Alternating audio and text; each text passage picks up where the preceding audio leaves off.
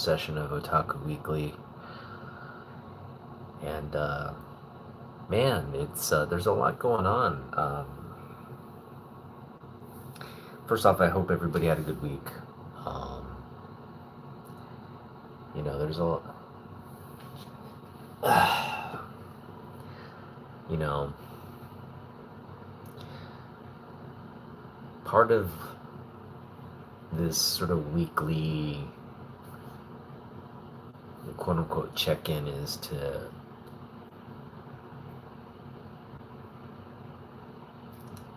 I think a lot of us kind of manage stress, deal with issues in our own way. Like we have to cope, right? We have to find something to help us cope with stuff. Um, and we all have different ways of doing that. And for me, definitely think comic books, just collecting comic books, reading comic books, um, having that as a diversion is kind of my way of dealing with just the challenges, just the challenges of everyday life. And I don't want to make it sound like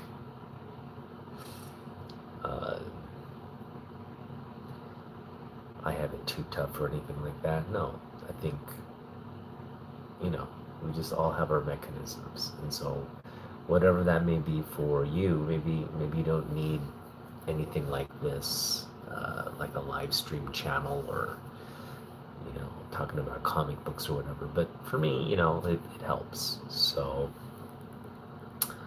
but yeah, there's a lot going on right now, and definitely a lot to talk about. So I'm gonna try to keep it positive, keep it light, keep it kind of comic book related. But uh, the first and foremost thing, and my apologies because I haven't brought it up in my past. I mean, I've been cognizant, I've been aware of it. It's definitely been top of mind for me. Hey, what's up, my dragons and Labubu?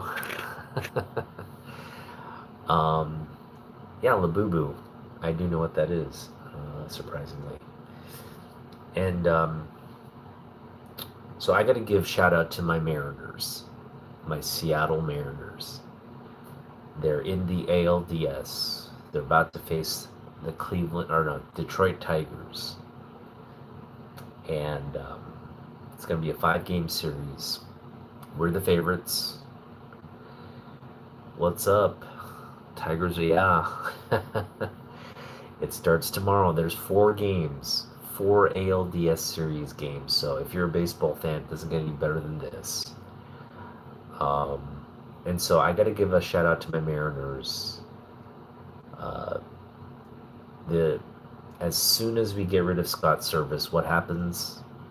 We make the playoffs. We win our division. Lots of good things happen. But yeah, we've got a really strong team. There are a couple points of concern. Brian Wu, who's legitimately been our #1 starter this year, is dealing with some pectoral muscle issues and won't be available this series apparently. But we still have a very strong pitching staff. And again, I say we rest up Wu, have him ready for the bigger games. I do anticipate us to move on from this series. But the AL East, whoever we face, whether it's the Jays or the Yankees, I hope it's the Yankees because I don't want our path to the World Series to be easy.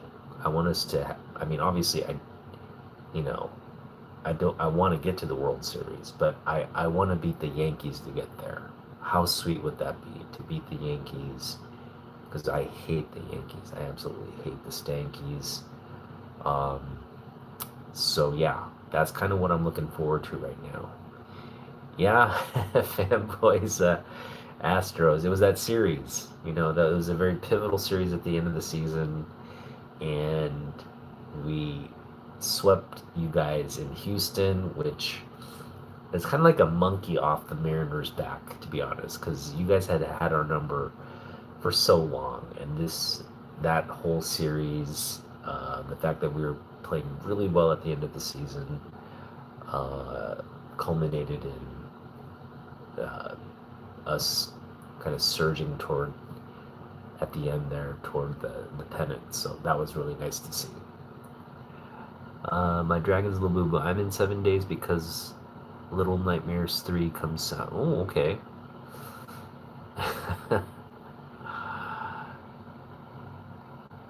Yeah, the Nightmares. Okay, that's cool. Little Nightmares 3. I have never watched Little Nightmares, so but I'm assuming it's some kind of horror movie.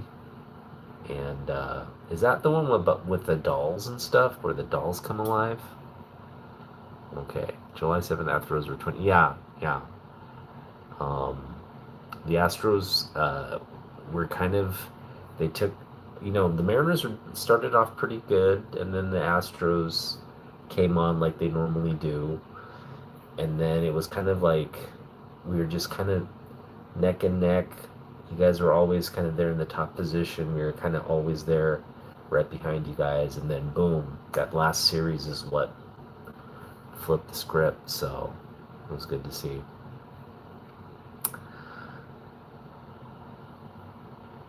No, I'm Korean, and but my family's Japanese, so it's a weird kind of multicultural situation.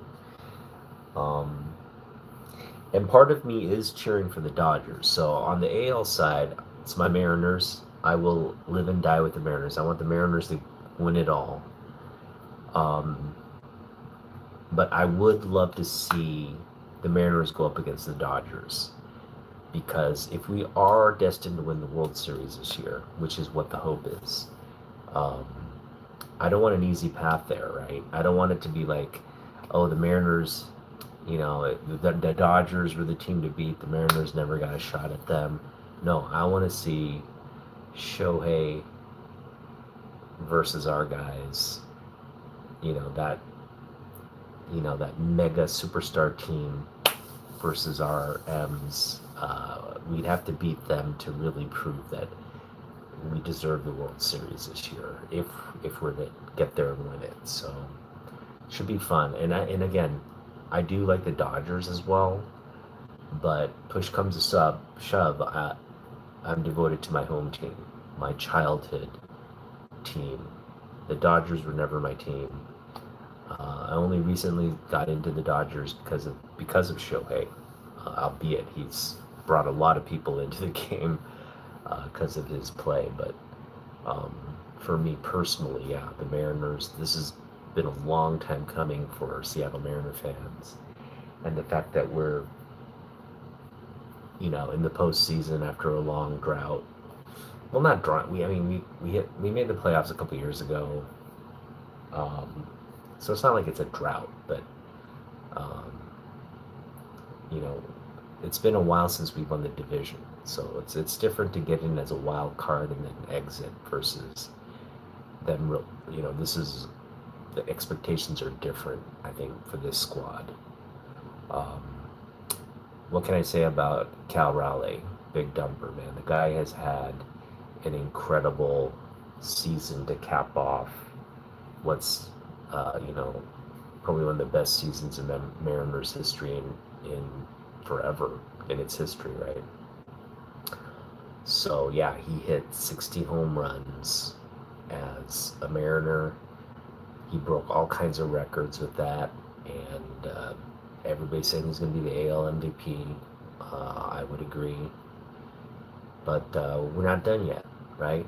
Uh, he'll be the first one to tell you, like, he had a great season, but this season is nothing unless we win it all. And I just have a feeling, I have a sense that There's this like tingle in the town, and how amazing would it be with the headline Mariners win first World Series, defeat the Dodgers in game whatever, let's say in five or in six, right? Or even a game seven. How dramatic would that be? And how big would it be for the city, the state, this region?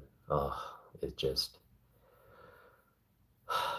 it's exciting. So there, again, I'm very excited about baseball right now. There's a lot to be excited about. I am coming off a victory from fantasy. My fantasy team has been so. If you've been watching my channel, you'll know I drafted Lamar Jackson, Derrick Henry, Mark Andrews, three Baltimore Ravens. So a lot of the success I was anticipating in when I put my draft strategy together was built around the Ravens just having this like bulldozer of an offense, just kind of just blowing everyone away. And that was the mindset in drafting these guys. Well, the Baltimore Ravens have been absolute garbage. And now, um, luckily, I won last week, but no thanks to Lamar or Derrick Henry. They were really kind of muted in their performance. So again, I've had a kind of a mix. I'm 2-2 in my league right now. There's a guy that's 4-0. There's one 3-1, but everyone else is like kind of in the middle of the pack there with us. So I think I'm fifth in the league right now with a 2-2 record. The guy I'm going up against is fourth with a 2-2 record. So one of us is going to come out 3-2 after this week, and 2-3. Uh, anyway, someone's coming out the loser, someone's coming out the winner, and Lamar Jackson's out. So who's my? Luckily, I drafted Matt Stafford as my backup, and Stafford played well in the Thursday night game. He got me 25 fantasy points, which is like that's good. That's good. That's more than we were expecting and very serviceable. So good start to the fantasy football week. Again, my squad, I'm starting Derrick Henry, Omarion Hampton, Cortland Sutton at wide route, Smith and Jigba at wide receiver, tight end. I'm starting Zach Ertz again over Mark Andrews. My flex is Debo Samuel, although I could start Rashad White, who's the backup to Bucky Irving, who's out. And then my kicker is Jason Bates, and then my defense is Denver Broncos. So there's a lot of variables there, but I'm just hoping one or two of those guys bust out, particularly Omari and Hampton. I think Omari and Hampton I think they're going to just keep feeding him the ball. So hopefully, if he's playing like he's been playing the last couple of weeks, just anticipating a huge game from him. Um, and we'll see what happens. Now, the team going up against, he scored actually the most fantasy points last week. He had like Ashton Genty. He had just all his guys go off. So his quarterback is uh, the Bills quarterback. What's his name? Josh Allen. I mean, the guy's got a pretty stacked team, but there are holes in his squad as well. So we'll see what happens. Pretty confident I can beat him, but we'll see. So that's what's going on there in the fantasy football realm. Um, all right, well, let's get to the comics.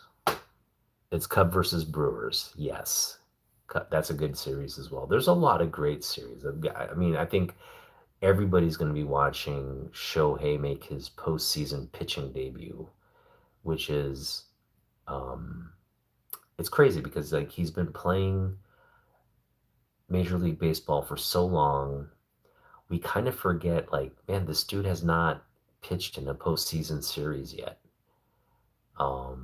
But it's actually happening tomorrow. He's making his game one start versus the Phillies. So he'll be batting in the first inning and then pitching in the bottom half of the inning, which, mind you, we had not seen happen. I mean, we've seen it happen in the NL when the pitchers are forced to be in the nine spot or whatever, like, as, um, but we've never seen it like as a marquee, like batter. He's like in the offensive lineup, top of the order, plus starting on the mound. We've just never seen a situation like that. So it's going to be just lots of cameras, lots of like bright lights, and I'm definitely wanting to tune into that to watch history. It's history. It's any way you cut it, that's history in the making right there. Yes, big sports day tomorrow, especially if you're a baseball fan. So yeah, college games, postseason, and Sunday you got the NFL, all the way to Monday night. You're just gonna have baseball all throughout this weekend into next week. It's exciting. Definitely exciting time. All right, today we've been continuing with just um, sharing what I picked up this summer. And last week we focused on World's Finest, Batman, Superman books. And I kind of just showed off a bunch of books along with what I picked up and what I have. So just a lot of books that we showed off. Today's is going to be a little bit more targeted, specific. I've got 18 books, and 15 of those books we picked up this summer. And Fanboy, you're going to be, I mean, you were there. You were there from the beginning in terms of when I picked these books up. So also, I think you kind of inspired me or influenced me to um, kind of target these books because they're fantastic books. And I just, for the longest time, I didn't want to focus on them. But then when I realized what these books actually are or what they kind of represent, I was like, wow, this is just fantastic. It's like, um, to put it into perspective, um, we got to go back to, so let me put it this way. DC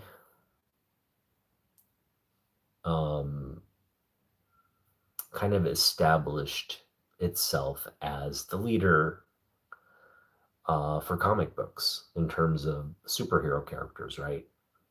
DC had the bulk of the sales with Superman, Batman, Wonder Woman. Then you had all these wonderful characters like the Flash, um, Green Lantern, the Justice League, right?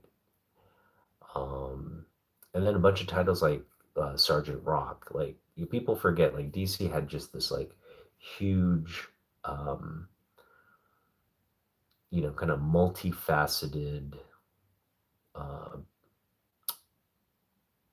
area, genres. They're kind of like, um, they had a little bit of everything for everybody back in the day. And the genres back in the day were obviously very different, right? But you had things like kind of romance comics, horror comics. You had Western comics, sci-fi comics, and then of course the bread and butter, the superhero stuff. But DC kind of established that. And then along comes Marvel in the Silver Age, and Marvel was just like so focused on this sort of more integrated uh, series of stories. You know, they actually had kind of crossovers and people, and not that DC didn't. I'm just saying, kind of. I think Marvel was more focused on making sure that you know these popular titles would help some of introduce new characters and tie in other characters to the point where it was like kind of world building and building out a very strong um, character content and stories for uh, in competition or challenge to DC. And so when Kirby comes up with things like Spider-Man, or not, Kirby didn't come. Sorry, when Stanley comes up with things like Spider-Man, Kirby comes up with things like Fantastic Four. Uh, you know, um, what else? He produced, Fantastic Four, the Avengers, um, all these great characters, and Marvel kind of took off, right? Silver Age, it was kind of like coming up, and then in the Bronze Age, really just took off, uh, and kind of overtook DC in terms of what they were doing well. So what's interesting is like Marvel had something called Marvel Team Up, and they would put to team up like a popular Marvel character with another character.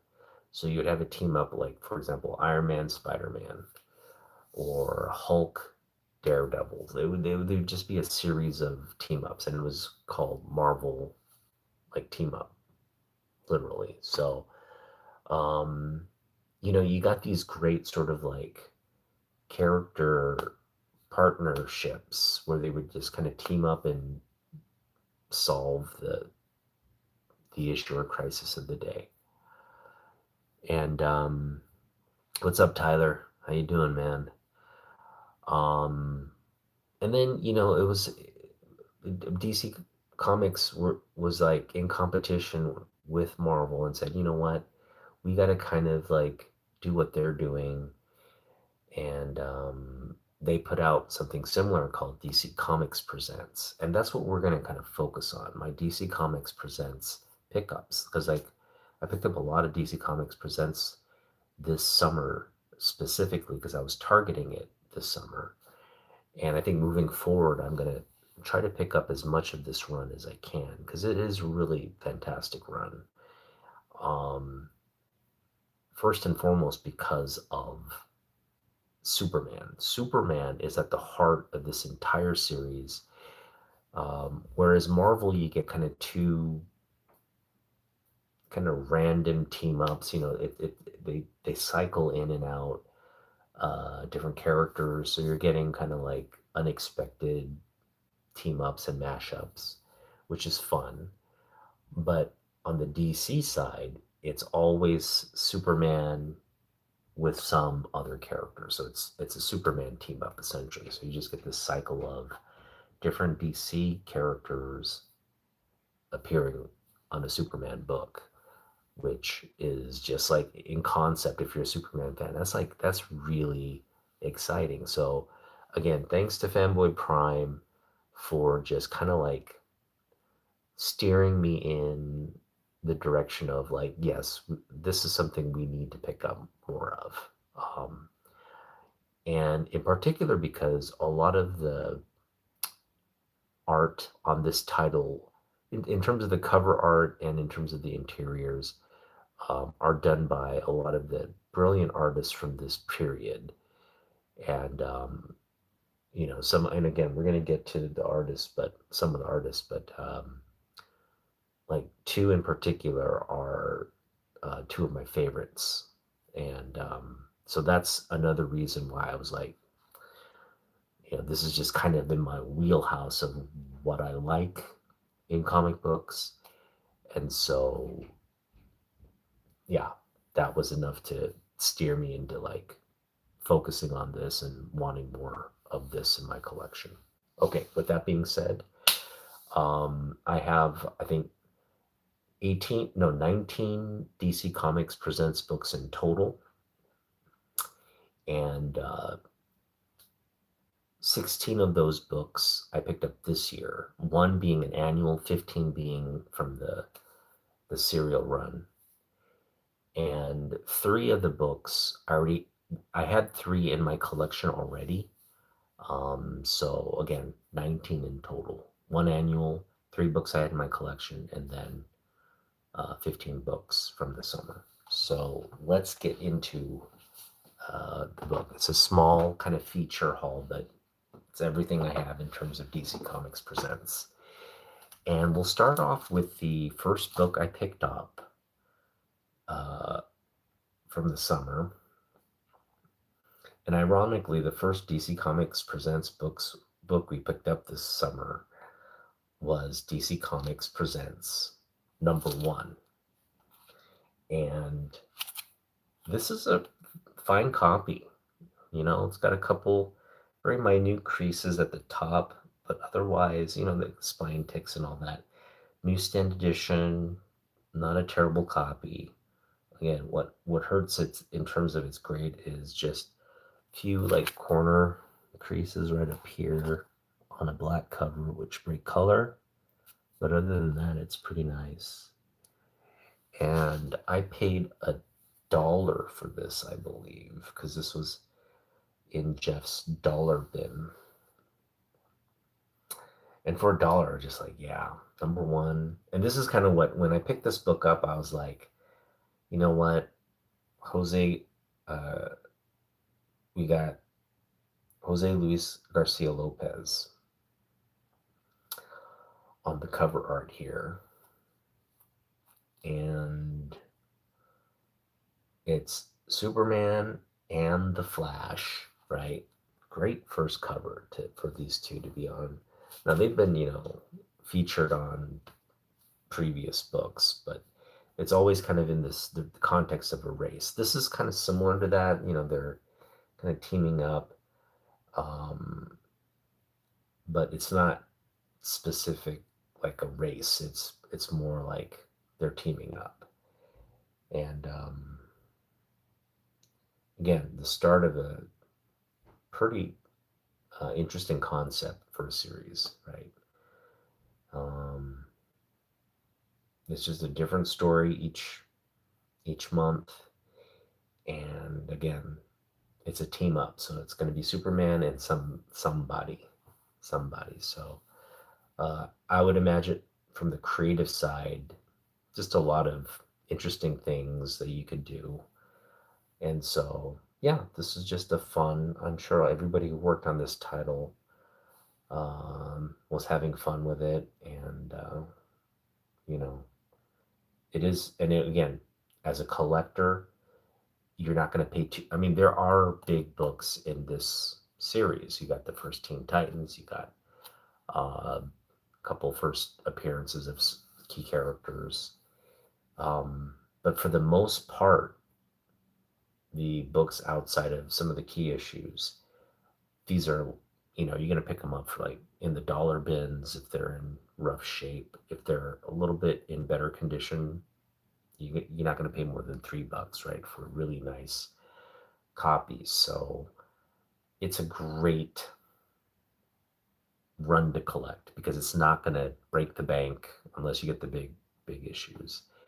But it's also not one of those things where it's like rare or like, you don't, it's affordable. It's a fun run. They're all good reads. The art is incredible on this. And it's really just a lot of goodness in this series. So yeah, this is the first of our pickups and it's #1. Yeah, I know you. I'll be on the lookout for you, man. #1. All right, so we got that. We also have Number 3, another Jose Luis Garcia Lopez cover. This now issue 3 features another beautiful cover, man. Superman and Adam Strange, yes. Not a team up you see every day, but there you go. Classic characters right there, teaming up. We're going with a little Ross Andrew. You know I love me some Ross Andrew, right? This one's in very rough shape. It's got creasing here and there. Spine's kind of shot. Creasing on the corners as well. But man, Ross Andrew, goodness. I think I featured this on a short on my Instagram or whatever, but look at that. Look at the ice. What is this thing called? The ice monster. It's just an ice monster. And we got Wonder Woman there with her lasso, and Superman trying to punch through the ice. That is cool. All right, we got more Ross Andrew goodness. Ross doing a little Sergeant Rock action here, Sergeant Rock duty. And this is just one of those weird storylines where, again, how you would never expect to see Superman and Sergeant Rock together, because I'm sure that there's been an appearance of them together, but maybe I'm wrong. But if this is their first team up, what a fabulous issue to present that. But I love what Sergeant Rock says here. Sure, all you Joes are mourning the corporal in that grave.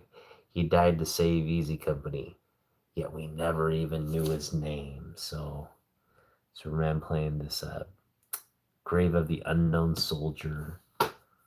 Here's the fallen. If you're kind of what you set up for your fallen brethren on the battlefield there, a makeshift grave. And then, of course, it was Superman who saved him. So that's just a cool concept for a comic book right there. And yeah, Ross Andrew doing a pretty nice, pretty mean Sergeant Rock there. Paying some homage to Joe Kubert, and doing a pretty decent job there. All right, we got some more Ross Andrew goodness. This time, Superman and Hawkman. Hawkman's gone mad. Once he hits me with his Polaris-powered punch, there'll be nothing left of either of us. Lots of fun. This is when comic books were a little kind of on the silly side, on the still unbelievable, kind of making stuff up just to, kind of accommodate plot twists and certain outcomes. So, again, compared to the comic book writing of today, these issues here definitely fall more in the kind of outrageous, fantastical type stories, which are fun. They're just fun. But yeah, there you go. That's some Superman Hawkman issue 11. This is cool because I think this character, we need to kind of reintroduce him. Really great character, and that's Black Lightning. Now, Black Lightning, when I was growing up, he was part of the Saturday morning cartoons. He kind of was like this, he was kind of like Flash in the sense that he could kind of speed around, and he had like electricity as like his kind of power. But we've never really gotten Black Lightning in any kind of DC kind of content ever. And I just think, he would be I think a cool character, um, if we were to introduce him today, like kind of reimagine him. Like, you keep his obviously his comic book roots intact, but you know what I mean. Like if you were to come into the movies or something, it would just be a cool concept. I think you could do a lot with the character, in terms of his design and his suit. It would be pretty cool. But yeah, we've got Superman and Black Lightning. This is issue number 16. First team up between Superman and Black Lightning. Again, very cool character. Would love to see him as part of the Justice League or the core of characters, right? We've got Superman and Zatanna. And this is Zatanna is kind of looks very different from what we're used to, right? We're used to like the stockings and the top hat and all that, the magician, sexy magician look. She kind of looks like a gymnast or something here. And uh, anyway, of course, the Ten has been just one of the DC staples from the Golden Age. So um, yeah, of course, you're gonna have her as part of this series as well. So it's kind of cool. This is Ross Andrew. So up to now, we've been seeing a lot of Ross Andrew, and God, just brilliant. Ross Andrew is just so brilliant. Here's another Ross Andrew cover. Who haunts this house? So, Superman, you dared to violate my century-old tomb. For that, I strike you down with the curse of Horus. And it's Batgirl and Superman. Now, you would think Batgirl and Superman, this is just like the most randomest rare of team ups, but they actually team up quite often and consistently during this period after Batgirl's introduced. Like it's surprisingly, it's not like a one off or anything. They appear quite often together, and it's weird. So yeah, I mean, you could even like probably collect Batgirl and Superman appearances. It's so frequent, so um, that's kind of cool. Otaku, do you both have a list of what you're looking for? I can keep an eye out. Yeah, yeah. Well, I'm just trying to pick up whatever, everything, you know. So, especially, I know there's a lot of different artists that I think the earlier issues are kind of where my focus are. Like, so maybe 1 through 20, or maybe even 1 through 30. I definitely want that first Teen Titans, but that's a big book. I mean, that's getting bigger and bigger. Uh, I mean, you talk about like big books in DC. One is the first appearance of the Justice League. We're talking like the Silver Age team up. That's like a $10,000 book in that range, I think, ultimately. And then the first Teen Titans, that's probably $1,000 book at the end of the day when everything's said. It's not that big that right now, but has the potential to be that big. Given I think that Teen Titans are going to probably play a big role in the DCU. So when that happens, it's going to be a highly sought after book. So I'm just kind of like, I feel like the timing's already passed. Like if I was going to pick up that book, I should probably picked up a couple years ago when it was still fairly undervalued, but now it's just like climbing. So I don't know how realistic that's going to be. We've got Superman and Elongated Man. We're not talking about Plastic Man. We're talking about Elongated Man. Um, Direct correlation to Mr. Fantastic, kind of the same concept there. Um, the elongated man has gone berserk. Can I stop him before he wrecks my fortress of solitude? He's got his elasticity all around these like statues of Laura Laura and Jarrell. There you go. Um, Another Ross Andrew cover here. Again, I could just collect all these Ross Andrew covers and just be happy. Who do we have in this one? This is, I believe, I think this is Garcia, Jose Luis Garcia Lopez as well. So kind of alternating between Garcia Lopez and Andrew. Dead Man.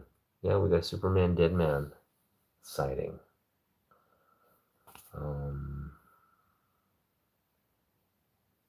Got some issues here. Could improve with the press. Not terrible. Again, I put in the kind of the fine minus range on this one. All right, this is a book I picked up. Again, one of my early pickups when I got back into comic, just because it's the first kiss between Superman and Wonder Woman. First official kiss. So kind of, you know, puts out there that these two have on record kind of a romantic encounter. And it'd be something that I think gets explored more and more, especially as of late. And I think, honestly, in the DCU, when they introduce Wonder Woman, I think there will be a moment where it's like you'll see kind of some romantic tension between David Corenswet, Rachel Brosnahan. They're together, right? But when one Wonder Woman gets introduced, you're going to see sort of like a triangle type, because that's just part of Superman's lore, right? He's this very popular guy, good looking guy. The ladies like him. He likes the ladies. And so I think it's just natural to have Lois be jealous of somebody that maybe could potentially like get Superman's attention. And what better character than Wonder Woman to like play that, that antagonistic role to Lois. So just like this cover, right? Lois is like getting very jealous, and so is Steve. Um, and they're just both like kind of just in the background being like, what's going on, man? They're just like, they're just they can't even see us, right? Like they're just oblivious to our presence. More Ross Andrew goodness. Yeah, Trey Blossoms there in DC. What a perfect backdrop for uh, Cupid's Cupid's play. So yeah, this is one we actually had in our collection, not from the summer, but what a great comic book this is. And again, more Ross Andrew, just fantasticness right there. Superman and Shazam. I believe Shazam will be introduced in the DCU as a major character. I think he'll be part of the Justice Gang. And it's going to be interesting to see how James Gunn introduces him and how he's integrated, because he is a very big part of um, comic books and as a whole, right? He's this golden age character. He's integrated into DC. He's a big part of the DC narrative as somebody who can be a direct challenge to Superman in terms of strength and power, and also somebody who can really defeat Superman with all the magic, um, and the equality in terms of strength, speed, and all that. So um, pretty cool matchup here. They've kind of swapped out costumes and they're fighting each other, so that's kind of cool. Who did this cover here? This is Rich Buckler and inked by Dick Giordano. A lot of Buckler Giordano in DC as well. This is Ross Andrew and Giagalca, or Giacoa. Giacoa, sorry, and this is Superman and Firestorm. So there's another character. Will we see Firestorm? I'm sure at some point we will. Crisscross. This is here's another issue that I had in my collection, and this is a key book because it introduces sort of this like um, international uh, cast of characters. We've got the Seraph from Israel, Green Fury from Brazil, Rising Sun from Japan, the Olympian from Greece. These are such stereotypical names. Little Mermaid from Denmark, and the Jack o' Lantern from Ireland. And just got this cool team up of Superman and the Global Guardians. I had that book. And this is a book, okay, so this is a book where I picked up the newsstand version literally for like 30 cents, half a cover at Half Price Books. Has its issues, but overall it's like a fine copy. And I was happy with that. And then I got caught up in all the Black Adam, Superman versus Superman kind of hype. And I said, you know what? I got to get a really nice copy. So again, these are two books I did not pick up this summer, but I have two books. And I'm not going to get out the second one. It's just know it's behind this first one. So I've got the newsstand and the direct. The direct edition is a high grade copy. I'd say it's like a 992 copy. And this, again, the newsstand is probably closer to the fine minus range. And that is DC Comics Presents 49. It's the first appearance or the first battle between Superman, Shazam, and Black Adam. So the first time these three go battle each other. And it's literally just like two against one. It's Black Adam versus Superman and Shazam. The combined forces of Superman and Shazam. And yeah, classic story.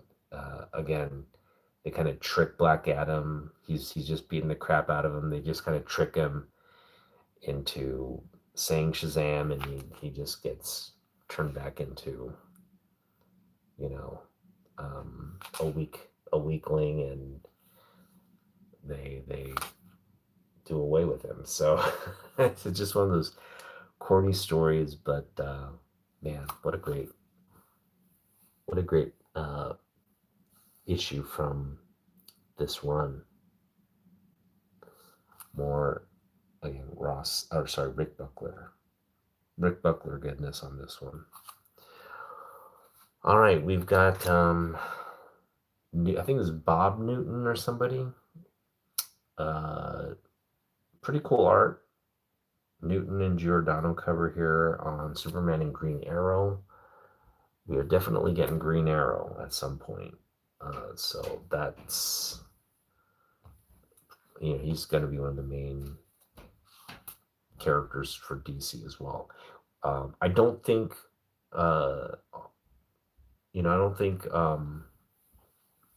Green Arrow is going to be like a part of the Justice League. I think Green Arrow is going to stand alone as kind of like a Batman-like figure, just kind of like he's doing his own thing. He'll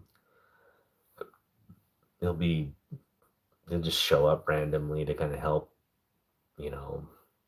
do sharpshooter type things, but he's not. We'll see. He may be introduced late. We've just never had a good Green Arrow outside of like the WB Network series. Green Arrow was big in the Smallville, like later seasons, and yeah, I mean he was a kind of a big part of that whole series as it moved forward. But how they're going to integrate him into the Justice League and the DCU, which I think can work, but you just is Gunn going to take the route of just like giving us this just overload of like characters, or is he going to be thoughtful of like kind of writing out each character in its own, you know, standalone story and then integrate it? That's kind of the approach. Is it all going to be like just random, you know, droplets here and there, or is it going to be more like kind of like the Supergirl thing, right? Like Supergirl's going to get her own movie, and then they're going to bring them all together. So we'll see how it goes. All right, well, you got some Jack Kirby goodness on a very late. This is issue 84 in DC Comics Presents. So as you can see, there's a lot to collect here in DC Comics Presents. This is, I think, the reason why, like, Jack Kirby is undoubtedly one of the most influential artists in comic book history because of the world building he did at Marvel and DC, just the innovation of his like art style and how it works for like panel art, um, the lines and everything he used.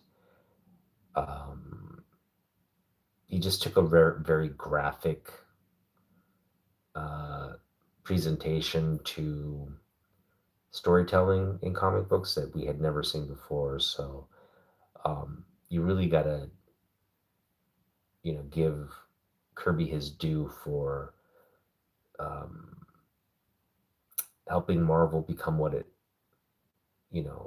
is today, as well as again contributing to DC in a lot of the same ways, and just being this workhorse has just been producing comics his entire career.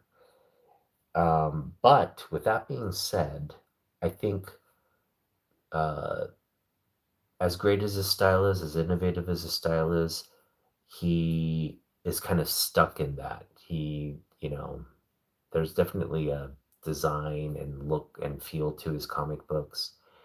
But when you give him a project like Superman, right, that doesn't always translate well to a character like Superman. And case in point, like his Superman just looks horrible. I'm sorry, there's no nice way to say it. He's a legend in comic books. He's a big figure, very talented artist, but he can't draw Superman, and he shouldn't. Superman should not be looking like this. And again, DC has a very stylized look to Superman, and Kirby just can't do him. And Kirby's not the only one. I would never put Bernie Wrightson on Superman. Bernie Wrightson would do a horrible Superman. Who else did Superman? Todd McFarlane's Superman looked like it was a mullet Superman. First off, Todd did the mullet Superman, but just made him look just super goofy and cartoony, kind of like this. And then who else? I think they let Walt Simonson do Superman, which looked like absolute garbage too. Walt Simonson's Superman was almost as bad as this. Um, Frank Miller did Superman, and it just looked like like a kindergartner drew Superman. I just don't know what Frank Miller was thinking when he did his Superman cover. It was just kind of embarrassing. So like there's a lot of artists. You can be kind of talented in your own little stylized feature. And this is what I said about Peach Momoko too. Peach Momoko, great artist. She has her sort of like wheelhouse of stuff she can do with the brush pen and all that. And she's a great panel artist, right? She can tell stories in panels, but she could not, I don't think she could do Superman. She just could not do Superman because she'd do it in her style. And again, no, Superman needs to look like like this, right? He's got to look like that on a comic book. And when you don't do his anatomy and his look, when you try to make Superman adjust to your style rather than adjusting to what he is has been represented as throughout comic books history, then again, it shows your limitations as an artist, right? So I think the truly great artists are the ones that can adapt to the character, the design, and kind of make it your own, but at the same time, you're staying within the parameters of the IP, right? You've got to. He's Adonis basically, right? From the physical standpoint, he's got the spit curl, right? He's got a specific look. He's got the flight motion. So you just have to have a good sense of anatomy. You got to be able to draw figures, and then you've also got to be able to draw, I think, in general, cityscapes. Uh, you just got to have a lot of talent to work on a Superman book. And that's not to say, it's that way. Like, who knows? Maybe Kurt Swan can do horror books like Swamp Thing. But you know, I think you really have to be disciplined and have the quote unquote chops, the talent to work on a book like Superman. It is simple in concept, but sometimes the simplest things can be the hardest things. And um, yeah, again, Kirby, great artist, but limited in what he can do. All right, we're going to end on an annual here and then kind of show off a special book. So this book is a book I picked up at Half Price Books, and we picked it up for $1. Um, and this is a interesting book because it is, first off, let me just introduce it. It's a Superman, DC Comics Presents Annual #1. And it kind of ties into this book as well. I believe this one came out first and this one came out later. But it's kind of ties into these uh, the concept of multiple Earths where you have parallel like Superman, right? Like existing on different planes of um, parallel planes of existence. And I think what Gunn is doing right now with the whole Peacemaker series and these pocket universes plays into what we're seeing in books like this, right? And this is very specific to, I believe this is Earth X. Correct me if I'm wrong. I haven't read this book, but I believe this is no, this is not Earth X. I don't know. I think it's Earth 3, I want to say. But it's so it's Earth 1, which is the Superman's continuity, where I'm just going to focus on this side. So you have our perception of our concept of Superman, right? Hero, and then Lex Luthor, his arch nemesis, evil, right? Well, they introduce the Golden Age Superman, and this, I believe, is um, a parallel world where Superman, and again, this is, I think, a new concept on the pages of this book, introduced in 1982, where you have the script flipped. Superman is kind of a compromised hero, right? He's not the truth, justice, American way hero. He's kind of this power mad meta being.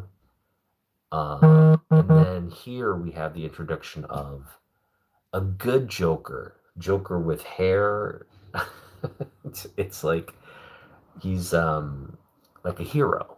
So he's got like these powers, or like he uses his intelligence and his resources to kind of like build this uh, opposition to Superman and kind of like fight Superman on behalf of humanity. So you've just got this sort of like introduction of kind of what we may see, or what we're being teased with Earth X here in the pages of this book. So really cool book. Um, and again, I think I think it's like one of the first sort of parallel Superman stories where you also have the parallel Lex Luthors and that whole thing playing out. So, um, yeah, I do want to kind of read this and see what's going on. Just haven't gotten around to it yet, but this is a nice copy. This is a very fine copy here. We have, again, the annual #1.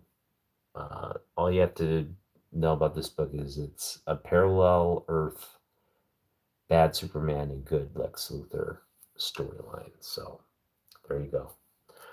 All right, and this is a key book, and I want to thank uh, the Code X.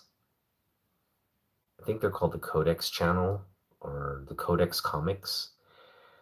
They did a giveaway, and I entered just because I enter a lot of these kinds of giveaways, but I actually won. So again, I got a kind of a package of books, but this is definitely the biggest book out of that package of books that I won.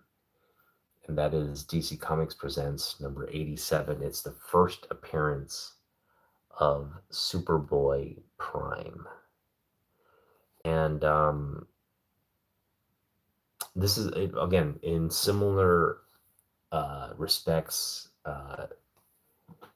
this is a story of parallel Earths, but we have our hero Superman, and then we have this parallel Superboy, the younger version of Superman, but it's one where Superboy doesn't have sort of the uh, same kind of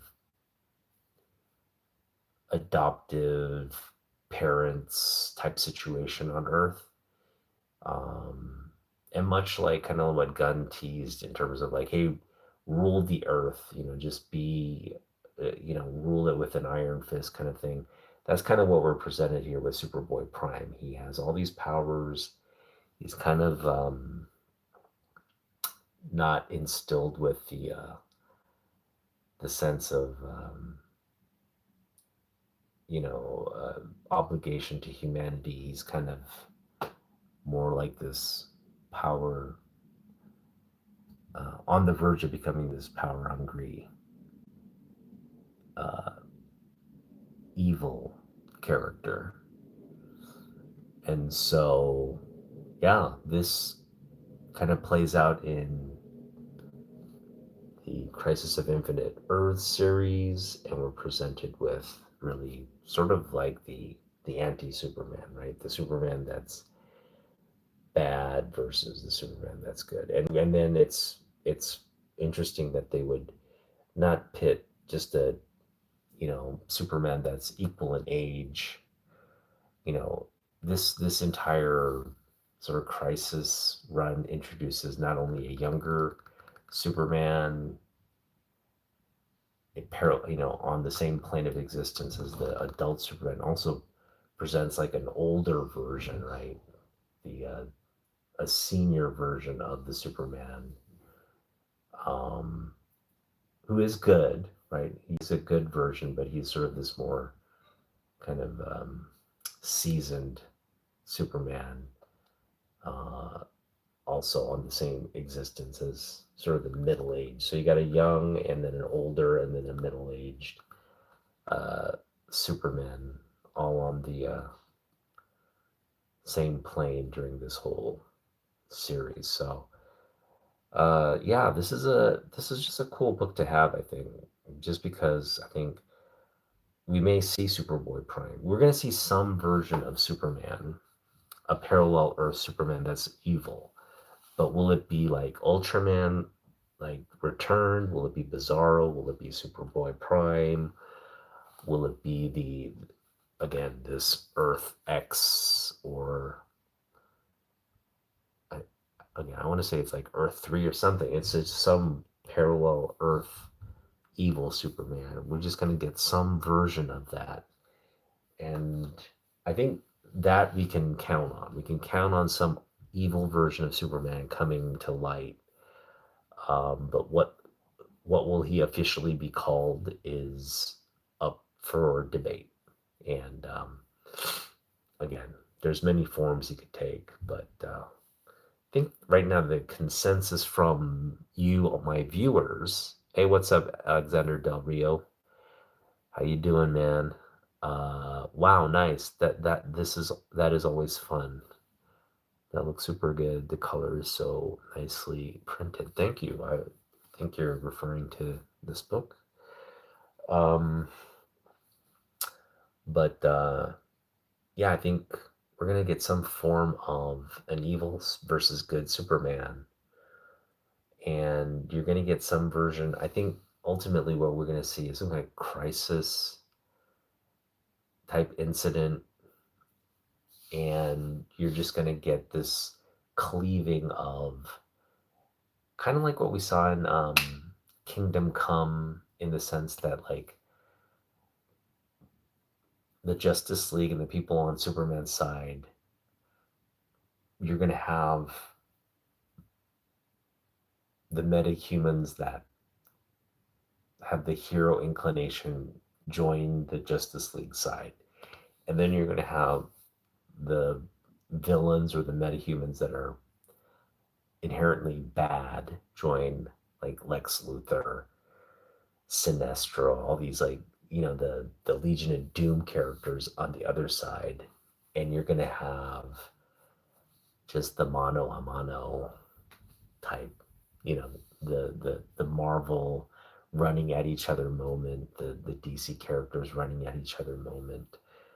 Um, we got to have that. And as a comic book fan, I'm saying that's what I want to see. I'm not saying it's going to happen, but I would imagine, if you're putting all this stuff together and saying, hey, what's going to be our payoff moment, that would be it, right? Just like a bunch of villains paired up with their arch nemesis kind of running at each other. Um, that Saturday morning cartoon image, right?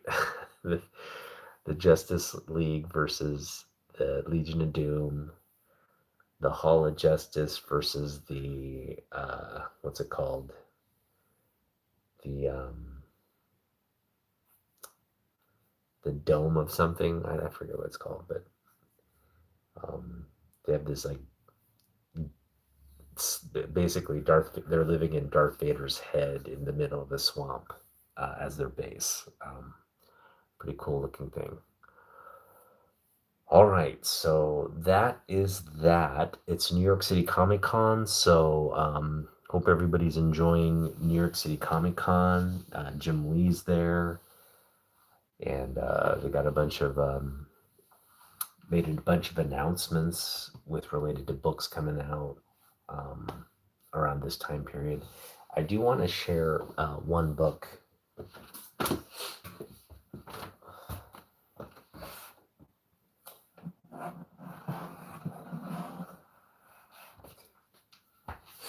Now, I traded for this book a while back.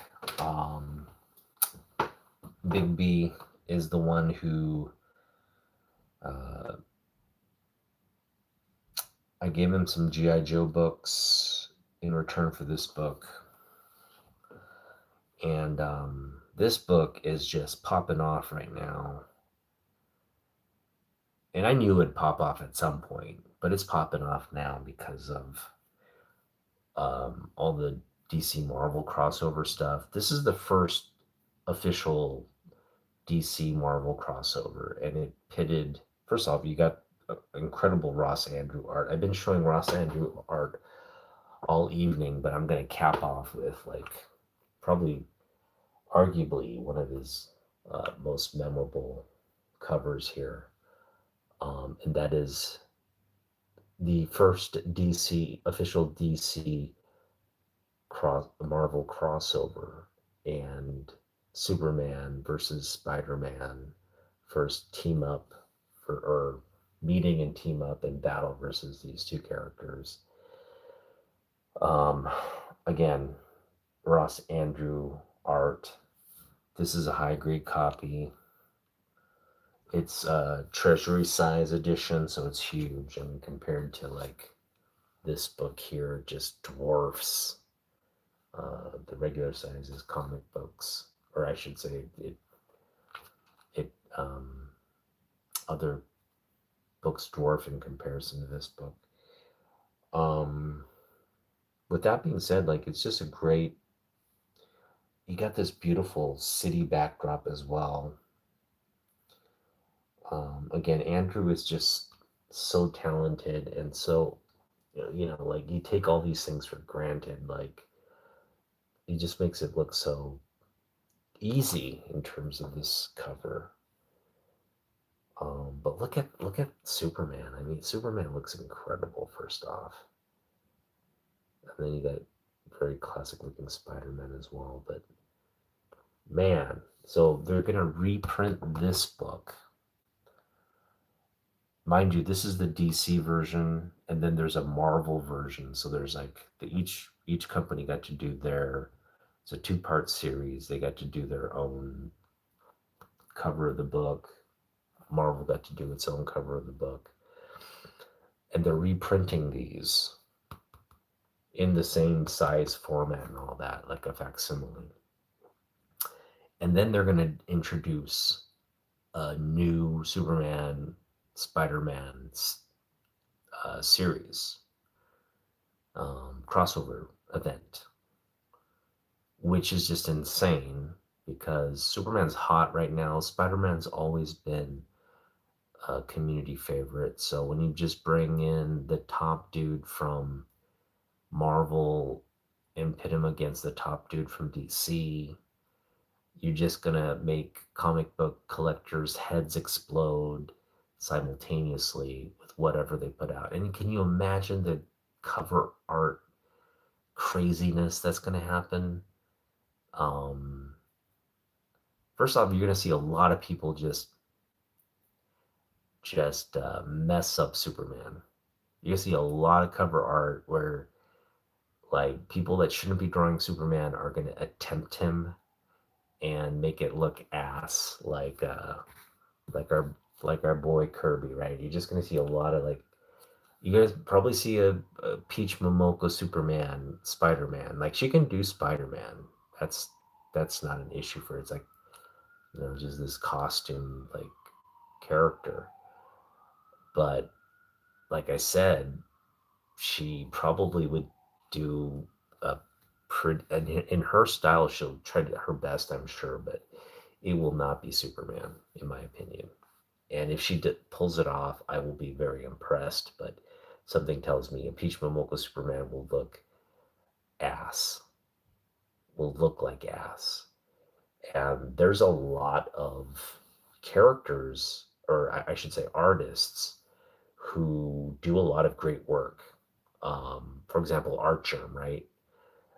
But I think Archerm Superman, he can do an incredible Supergirl. He can do Supergirl all day long. But you put him on Superman, it's gonna look ass. Uh, you put J. Scott Campbell on Superman, it's gonna look ass. Uh, you put uh,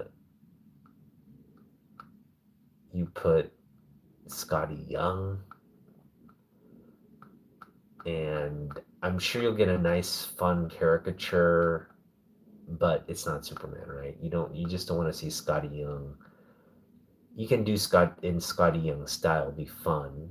It'll be cute, but it won't be Superman, right? So you're just gonna see a lot of people attempt Superman with these like crossover covers, and let's just see what comes out of it. I'm curious. I'm sure there'll be a lot of good covers, and I'm sure just going to be a lot of like I tried but I failed type covers. So maybe we can laugh at the failures at some point. I'll just go through a list of like, man, this dude tried but failed, and we'll just do like Superman fails, right? Superman art fails.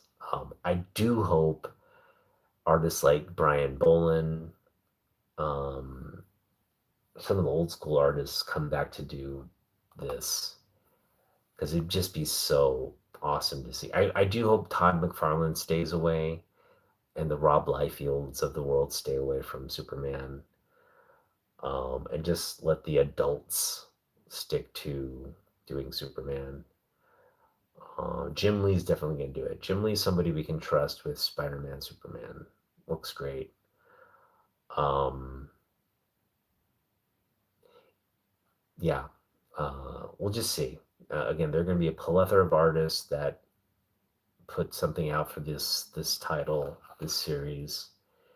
But the issue is, what will Superman? I mean, everybody can. I think everybody will have a little bit more confidence and be able to pull off Spider-Man better, just because much of it is just anatomy and suit, uh, and you can take some liberties there with the suit. But in terms of this character right here, that's a little bit of a harder thing to pull off.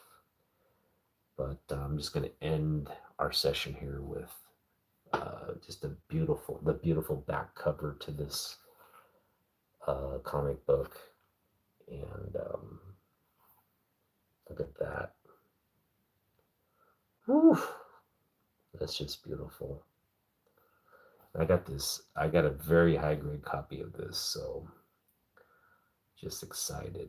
To keep a book like this in high grade is just a very difficult thing to do. But man, this one has a bag and board, and I mean, look at this spine. It's just a flawless spine.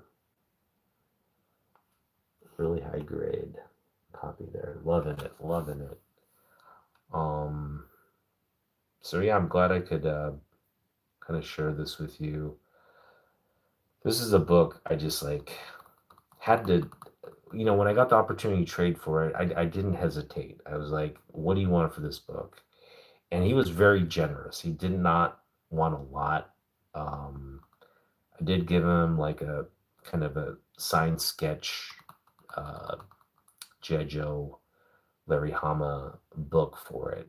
But again, I just I didn't mind doing that because he got what he wanted, I got what I wanted, so we both kind of made out in the deal.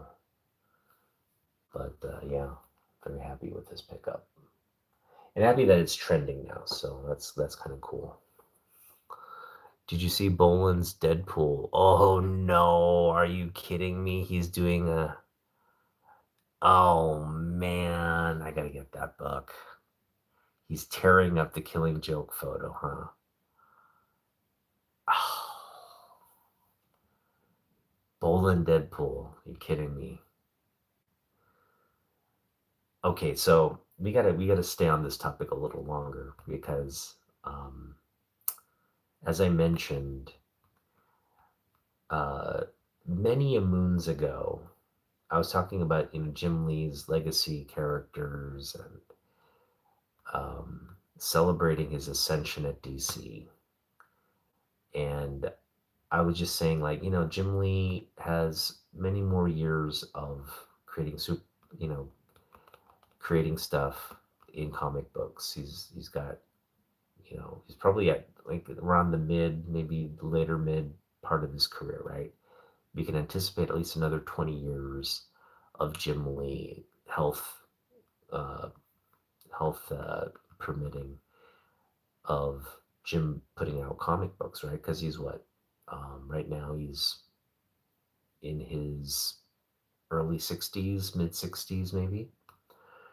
And assuming he lives to be like seven, no, maybe we don't have too many years of Jim Lee left, but at least a good decade, I want to say, of him still being able to produce quality for DC, right? That's weird to say that he's mid 60. He looks great. But anyway, he's old. He's an old guy, and we should really be enjoying his every little thing he does in his capacity, whether it's a cover, whether it's interior. The fact that he's doing Hush, like people are just mad it's coming out super slow, but enjoy it, man. I mean, do you really need the story to come out month to month when the guy's busy? It is a lot of coordination. Just be patient, and when it does come out, enjoy it, right? Just, uh, you know, I know you want to get to the end and you want to have it, but just, I'd rather not have something rushed and it be good, uh, against the backdrop of time versus something being rushed and the art quality, the story quality, just not thought through, and you get garbage, right? So let these guys cook. They're busy people. They're doing their best to get the comic books out on time, but there are delays. There are things that kind of pop up, and so when they do, just don't be a kid about it. Just be patient. It's coming, and enjoy it when it comes out. But again, like I said, he's mid 60s right now. Who knows how much longer he's going to be able to produce? He's close to retirement now. I'm sure he'll do a concert type of thing, and he'll do books here and there, covers here and there. But in terms of the volume we're used to seeing from Jim Lee, it's tapered off. He's primarily a cover artist. So when we're getting stuff like Hush, when we're getting interior art, I'm hoping he does Superman soon. I'm sure he's going to do a Superman run. But we're essentially getting DC Marvel crossover stuff. And I think there's rumblings of Batman, Wolverine right now. Will we see something along the lines of even a Teen Titans X-Men, or going more boldly, Justice League X-Men? I mean, will we see that? Will we see something like Justice League Avengers? I mean, can you imagine Jim Lee doing a Justice League Avengers, like all the Avengers characters that he's really hasn't done too much of in terms, I mean, he's done Iron Man, he's done Thor, he's done Fantastic Four, but like doing all the Avenger characters like Black Panther, like, you know, the Hulk, uh, just doing the whole gamut of DC characters and Marvel characters and DC characters. Oh man, the sky's the limit. And that's what I said. I was like, before Jim Lee's career is said and done, I foresee him coming back to Marvel and working on an X-Men book. And this crossover series really gives him both companies, both and creatives from both sides of the, I want to say aisle, but like from the spectrum, a chance to, like, Peach Momoko gets to work on DC characters during this whole little, you know, uh, collaborative period. You get to see Bolin doing Marvel stuff, hopefully, right? Deadpool, like, come on. Bolin's been primarily just DC. So for him to be able to do like Wolverine and like things like Spider-Man, the Hulk, Deadpool, like this is just like a comic book collector's like kind of wet dream right now with the stuff we might see. So I'm very excited, especially for the Jim Lee stuff, but there's a lot. I mean, this is like a, you could call this a new era, right? The fact that they're doing this crossover thing and they're just deep diving into it with like, we're just gonna mash up everybody, right? They're gonna do like, what did I say? Poison Ivy and Magic. Isn't that what I saw one cover? They were doing like a Poison Ivy and Magic on the cover of a comic book. I mean, like people are just having fun with this thing, and who knows to what degree you'll see. I mean, you may see like I don't know, Ant Man and Adam. I'm sure we'll see an Ant Man and Adam crossover. We'll see like a Daredevil and who's the blind character? I guess I want to say Daredevil's like the Batman, but again, we've already seen Batman, Deadpool. We're gonna see probably Superman and Hulk at some point, right? We're gonna see just all these like fun little crossover things happen, and so that is pretty exciting. He's putting some great work into the Hush pages. His pen, yes, right. Enjoy, enjoy what you're getting from these more modern legends, right?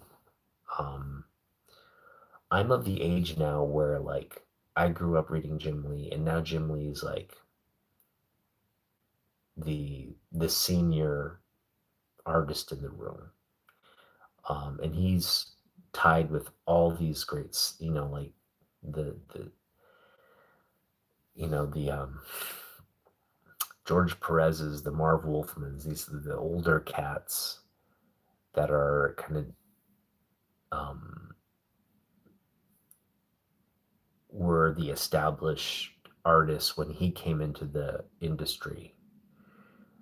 And as those guys fade out, it's getting to be like Jim Lee's time in that category of old cats. And he helped mold the J. Scott Campbells, the Michael Turners, the Alex Rosses, right? That's the next table setting group of artists, and the that linear kind of like passing of the torch or mantle to the next generation of artists continues to go down. But like we're at a point where like Jim Lee, he's putting out some of his best stuff right now.